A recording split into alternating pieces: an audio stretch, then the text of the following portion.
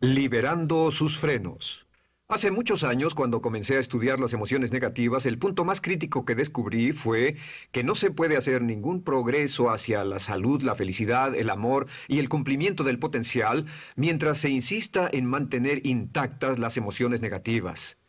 Y lo único bueno de las emociones negativas, si es que tienen algo de bueno, es que las emociones negativas no son permanentes. Lo dice hasta Sigmund Freud, no hay un lugar permanente para las emociones negativas en el subconsciente. En otras palabras, son visitantes indeseados. Son hábitos negativos o patrones de respuesta negativos que pueden eliminarse y el punto inicial para eliminarlos es entender de dónde vinieron y entender cuáles fueron los factores causales, volviendo a la niñez temprana, que desencadenó el desarrollo de las emociones negativas y nos han dado como adultos una predisposición a ser negativos de una u otra forma. Esto nos lleva al condicionamiento de la niñez temprana. Recuerden que ya dijimos que el punto inicial de los patrones de hábitos negativos compulsivos e inhibitorios era la crítica destructiva. La crítica destructiva es el gran destructor. La crítica destructiva destruye a las personas en su interior y las deja caminando en círculos por fuera. Muchas personalidades han sido minadas y destruidas, mucha autoestima ha sido puesta de lado como resultado de la crítica destructiva más que cualquier otra cosa que podamos imaginar. La crítica destructiva es el gran asesino. Ahora, ¿por qué es eso tan malo? Sabemos que los niños en sus primeros años y al ir creciendo tienen una necesidad tremenda de amor y aprobación de sus padres. De hecho, muchos psiquiatras y psicólogos han dicho que la razón número uno de la enfermedad mental en los adultos es el retiro de amor o el amor no expresado. Sabemos que cualquier persona con prestigio, una persona que es importante para un niño, tiene un impacto enorme en ese niño y los niños hasta la edad de 6 años tienen muy poca habilidad para discriminar entre una crítica válida y una crítica inválida. Lo que esto significa es que todo lo que diga un padre o un pariente mayor o una persona mayor, cualquier cosa que diga una persona de prestigio o una persona importante para un niño es aceptada como cierta. Es aceptada como una representación válida de la realidad. Si una madre dice eres un niño malo, o si un papá dice eres flojo, si alguien dice no eres dependiente, o si alguien dice que somos estúpidos o tontos o feos, el niño no tiene capacidad alguna para discriminar entre lo válido y lo no válido. Ese niño acepta eso como una verdadera representación de la realidad. Va más allá de la mente consciente, va directamente al subconsciente y ahí se queda. Muchos de nosotros como adultos aún estamos viviendo en base a la información negativa que recibimos cuando éramos niños. Y después como adultos, ¿qué decimos? Pues decimos así es como soy, o siempre he sido así, o algunas personas dirán, pues es de familia, tu padre era así, los hijos son así, tu madre era así, etcétera. ¿De dónde viene? Nada de estas cosas es de familia. Por ejemplo, cuando estaba creciendo, mis padres habían sufrido la depresión y la depresión les produjo un impacto enorme. Y cuando hablábamos de comprar algo, lo recuerdo muy bien, mis padres se ponían muy tensos y decían, no podemos pagarlo, no podemos pagarlo, no podemos pagarlo, no podemos pagarlo. Tenían una mentalidad de carencia, esta mentalidad de no podemos pagarlo toda su vida. Y luego yo crecí y aunque nunca he experimentado la depresión y la mayoría de ustedes, 10, 20, 30, 40 años después aún estamos diciendo no puedo pagarlo, no puedo pagarlo, no puedo pagarlo. Aún tomamos como base esas frases críticas, esas frases emocionales que usaban nuestros padres. Tal vez sus padres les decían como mi padre me decía a mí una y otra vez, nunca acabas lo que empiezas, nunca acabas lo que empiezas. Nunca acabas lo que empiezas. Eres un flojo, nunca acabas lo que empiezas. Y cuando fui adulto tuve muchos problemas para acabar lo que empezaba. Al acercarme al final de la tarea, comenzaba a sentirme ansioso y buscaba cualquier excusa por posponerla o retrasarla. El segundo factor que nos predispone a emociones negativas es la falta de amor.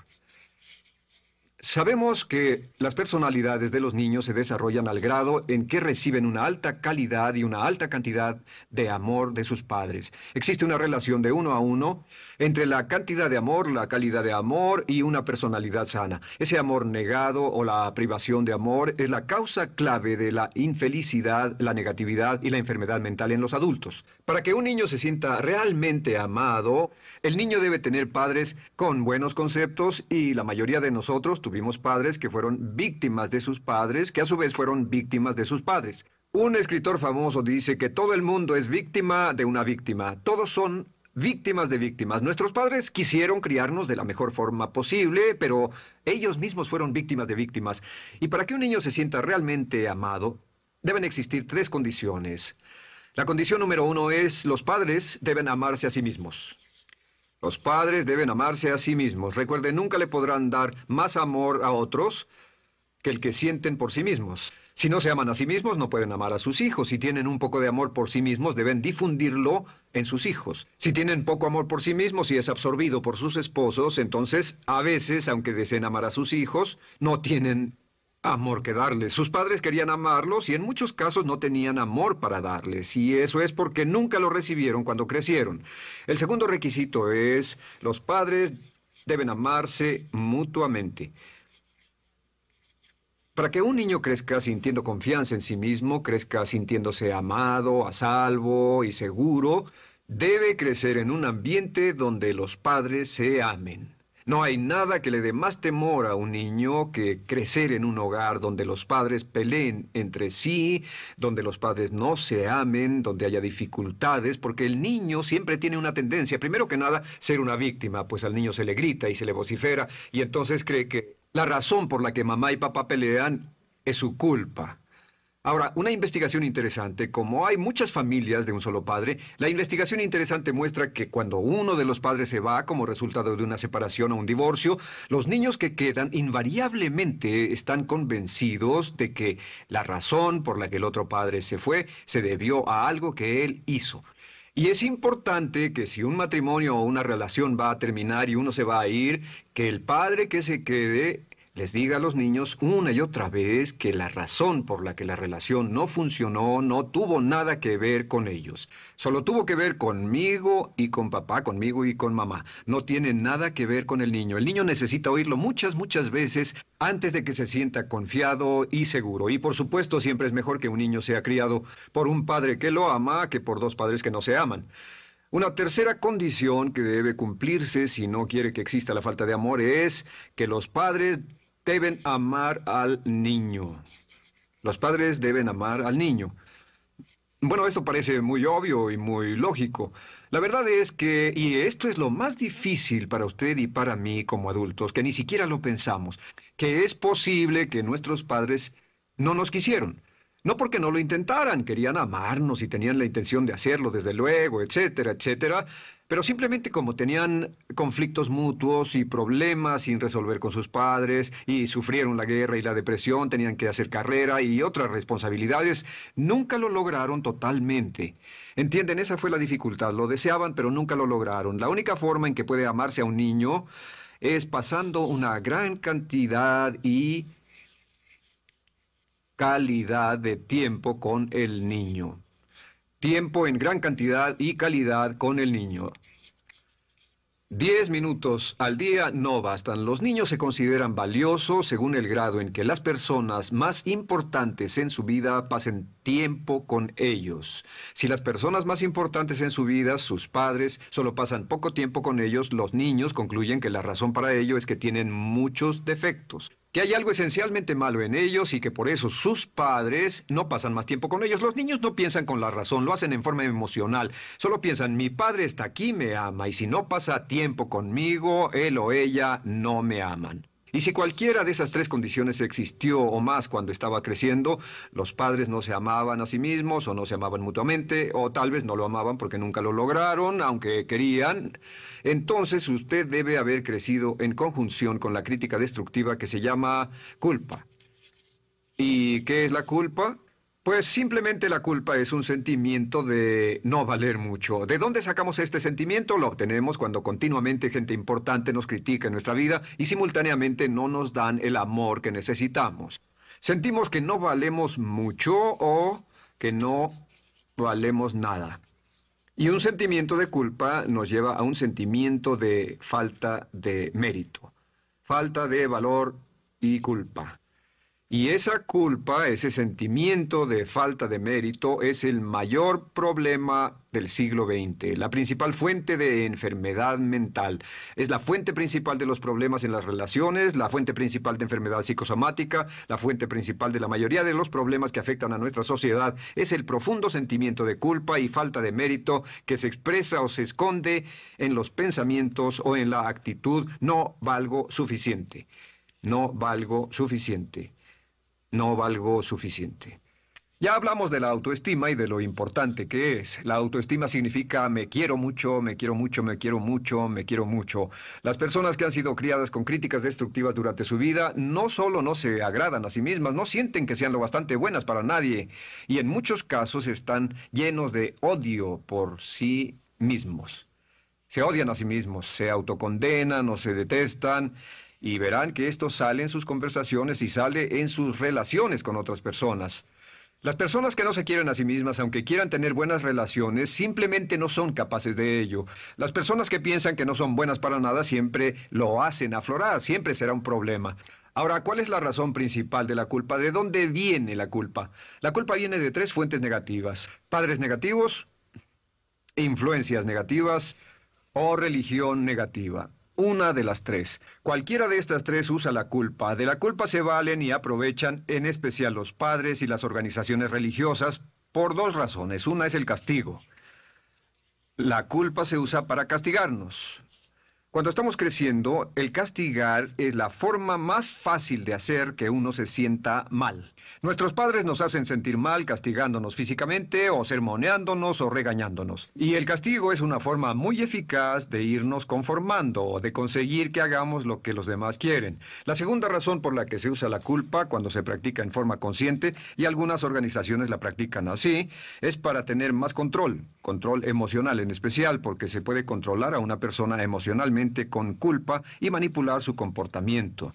Hay muchas organizaciones que usan la culpa como una herramienta de control y manipulación. Si puede controlar a las personas con suficiente fuerza y en forma emocional, puede conseguir su dinero, puede conseguir su tiempo, puede conseguir su compromiso, demandar sus recursos, etc. Muchas organizaciones usan la culpa para aplicar un castigo. Muchas organizaciones de caridad que se anuncian por televisión, en especial las de causas benéficas que involucran a niños o a personas incapacitadas, usan un sentimiento de culpa. A usted le va tan bien que debe sentirse culpable por estas personas que sufren. O envíenos algo de dinero y eso se encargará de su culpa por un momento hasta que lo incluyamos en nuestra lista de correo, etcétera. Y la culpa es un estándar. ¿Por qué se usa tan comúnmente? Pues primero que nada, porque casi todos nosotros la tenemos en mayor o menor grado. Y número dos, es fácil. La culpa es fácil. ¿Por qué nuestros padres la usan con nosotros? ¿Por qué nuestras madres la usan con nosotros? Nuestras madres pueden controlarnos con la culpa en un cuarto repleto. Nuestra madre puede controlarnos a miles de kilómetros por teléfono. Los padres usan la culpa en sus hijos porque sus padres usaban la culpa en ellos y así sucesivamente. Es lo más fácil. No existe un esfuerzo físico. Puede hacerse con una mirada o de reojo o una palabra. Ya sabe que las personas siempre buscan lo más fácil. Esté alerta. Ustedes han sido criados en un ambiente donde se les ha hecho sentir culpa y casi todos lo vivimos. Debemos entender que la culpa es como una letrina o bacterias emocionales negativas que se colocan en la raíz de su psique o su subconsciente y activan todas las demás emociones negativas: furia, odio, envidia, resentimiento, frustración y duda, temor, etcétera. Las crea y las activa a todas. Y la forma para, en realidad, deshacerse del centro es exorcizarlo, extirparlo. Y es lo que vamos a hacer el resto de esta sesión. Primero, ¿cómo podemos saber si nos criaron con sentimientos de culpa? Bien, a esto le llamamos la manifestación adulta de la culpa. Manifestación adulta de la culpa. Puede saber, probándose a sí mismo, cuánto de esto tiene. Número uno, la manifestación adulta de la culpa es que tiene sentimientos de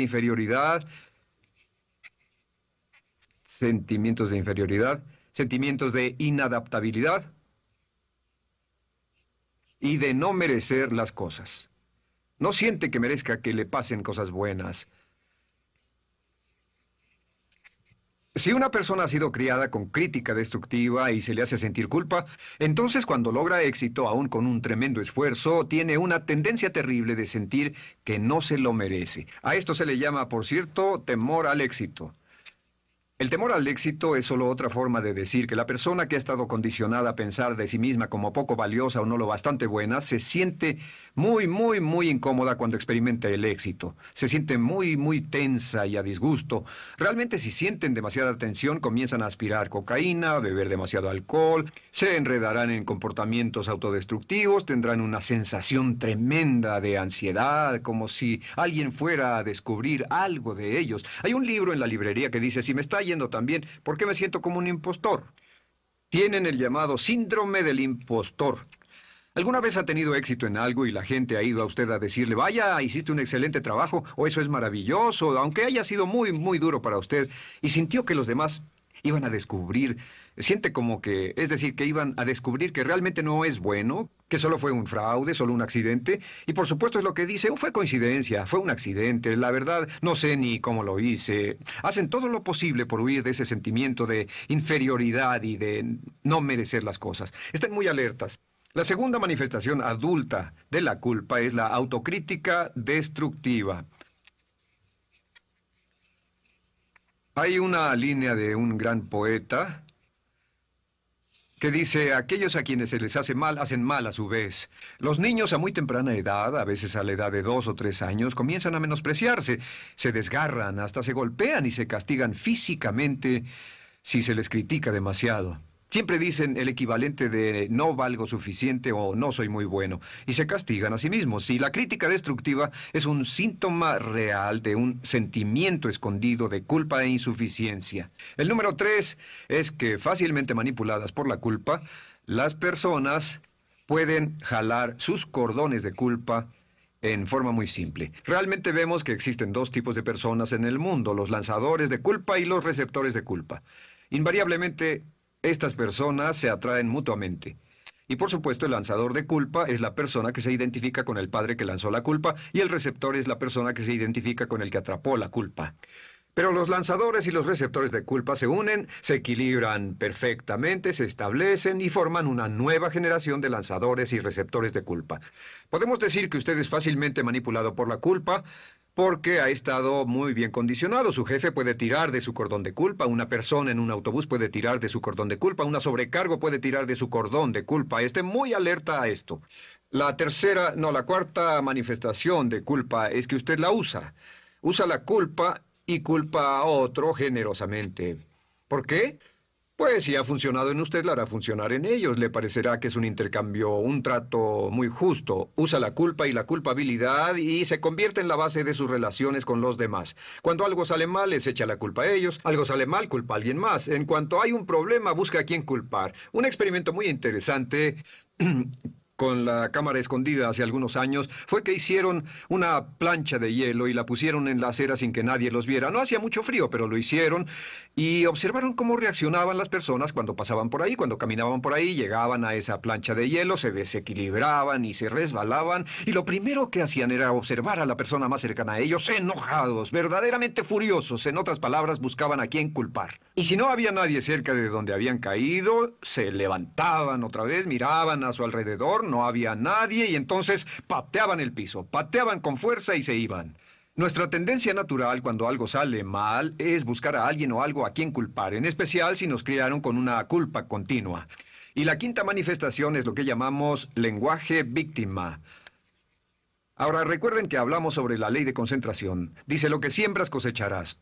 También dice, si usas lenguaje de víctima, mantienes viva la culpa, la refuerzas, la edificas, la cultivas, la utilizas. El lenguaje víctima es lenguaje como no puedo, no puedo, no puedo. Cuando dice no puedo, no puedo, no puedo, envía un mensaje a su mente subconsciente y la mente subconsciente comprende que está inhabilitado, que no tiene control, que es una víctima. Y cuando desea poder hacer algo, su mente subconsciente retroalimenta su mensaje y dice no puedes, no puedes. Y lo segundo que dice es tengo que, y otra vez no tengo control, no estoy a cargo. Pero existe otra expresión del lenguaje víctima que debemos evitar, y es esta, trataré. Trataré, sea lo que sea, trataré. ¿Qué significan las palabras trataré? Pues déjenme decirles qué significan. Significan voy a fracasar y lo digo anticipadamente para que no me vengan con represalias. En otras palabras, dice trataré de llegar a tiempo, pero lo que está diciendo es tal vez llegue tarde y no pueden reclamarme porque dije que trataría. Cuando una persona dice trataré, está disculpando su fracaso por anticipado. Si fuera al doctor y el doctor lo examinara, lo auscultara y le dijera, pues está en pésimas condiciones, tendremos que intervenir, debemos llevarlo al hospital ahora mismo, me sorprende que haya llegado aquí, usted dirá, bueno, doctor, espero que haga un buen trabajo. Y él dice, trataré. Si él dice eso, usted seguramente buscará otro médico. O si va a un abogado. Lo culpan de algo y va a un abogado y le presenta su caso y dice, oiga, va a defenderme y él dice, trataré. ¿Qué está diciendo? Está diciendo, escuche, he estudiado el caso y por lo que veo no hay mucha esperanza, pero lo tomaré de todos modos. Trataré son los que tratan de conseguir que les pague por anticipado. Otro juego de palabras que no debe usar. Por cierto, con respecto a trataré, lo que debe decir es lo haré o no lo haré. No trataré. Si alguna vez en nuestro negocio, tenemos un negocio muy activo, si llamamos a alguien y le pedimos alguna cosa o algún trabajo y dice trataré de conseguirlo para el viernes o trataré de terminarlo a tiempo, al instante sabemos que lo que quiere decir es que quiere sentirse libre, no comprometerse. Así que nunca dejamos que nadie se vaya con un trataré. Debe ser hecho o no y queremos obtener una seguridad. Si hace falta, nosotros lo hacemos. Cuando dicen trataré, lo que están haciendo es que se están lavando las manos. Esté alerta. La otra palabra es desearía. Dicen que un deseo es una esperanza o una meta sin energía detrás. Desearía. ¿Qué significa un deseo? Desearía significa que me gustaría tener algo, pero sé que nunca lo podré tener. Cuando dice desearía bajar de peso, ¿qué significa? Las palabras no dichas son, pero sé que no puedo. Porque no por las excusas que tiene y el metabolismo que tiene y los problemas, etcétera. Siempre hay razones por qué debe salir, etcétera. Desearía dejar de fumar, desearía estar en forma. Desearía, desearía, desearía. Cuando usa la palabra desearía, le muestra al subconsciente que esto es algo que no cree que le sea posible lograr o adquirir.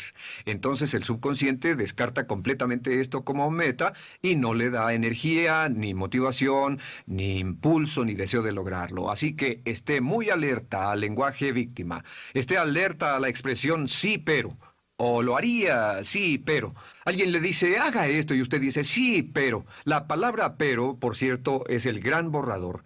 Si una persona le dice, podría incrementar sus ingresos o incrementar su rendimiento, ser una persona mejor o más feliz o bajar de peso o lo que sea, no importa. Y usted dice, sí, pero. Lo que está diciendo es que está borrando toda la aseveración que ha dicho antes. Manda un mensaje a su subconsciente que dice, no hay posibilidad. Y no hace esfuerzo, no otorga energía, no ejerce capacidad alguna hacia el logro de esa meta. Y las personas que han sido criadas con culpa tienen 5 cualidades o 5 manifestaciones de adultos. Una es que se sienten inferiores, se sienten inadecuadas, sienten que no merecen que les pasen cosas buenas. Estén muy alertas a eso. El número 2, se autocompadecen continuamente, usan la autocrítica destructiva. El número 3, usan la culpa y la culpabilidad en ellos y en otros. El número 4, son manipuladas por la culpa y número 5, usan lenguaje víctima. Así que, ¿cómo nos deshacemos de la culpa? ¿No es sorprendente cómo se aclara esto? Este pizarrón, todo se borra. Tengo una varita mágica cuando me voy a sentar al escritorio. Entonces, ¿cómo nos deshacemos de la culpa? Para deshacerse de la culpa...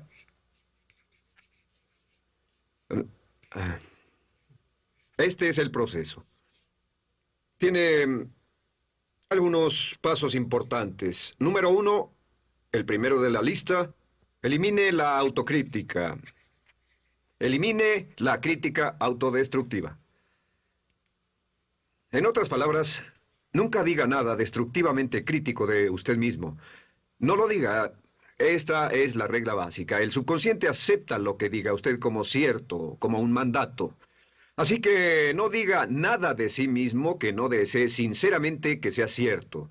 No diga estoy cansado, estoy gordo. No diga no puedo o debo. No diga nada a menos que quiera que sea cierto. Las palabras que van después de la palabra yo son las palabras que su subconsciente registra como mandatos, excepto cuando dice yo desearía o lo intentaré. Así que elimine la crítica destructiva. Siempre hable en términos positivos sobre usted. Me gusta mi persona, puedo hacerlo, lo haré, escogí hacerlo, pero nunca diga no, no puedo.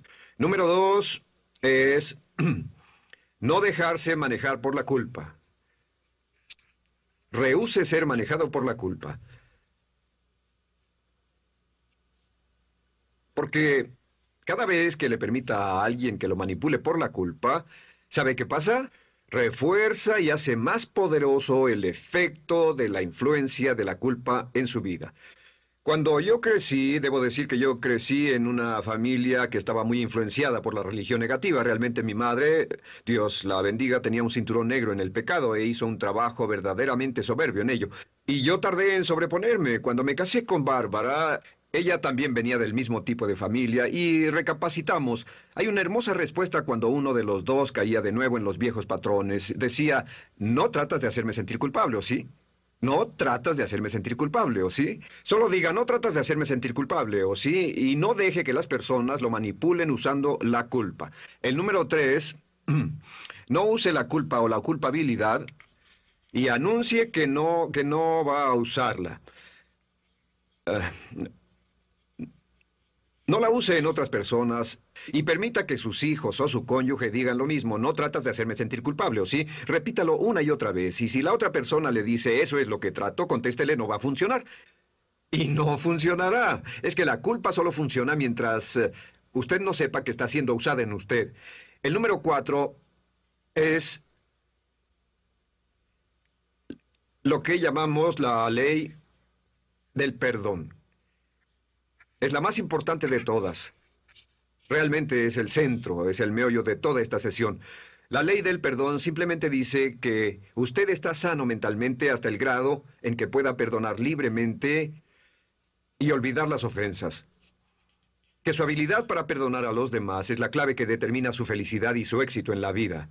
Su habilidad para perdonar a los demás es la única forma de eliminar la culpa. Su disponibilidad para perdonar a los demás y olvidar ofensas es el determinante más importante de si usted está o no totalmente integrado y es un adulto que funciona como ser humano.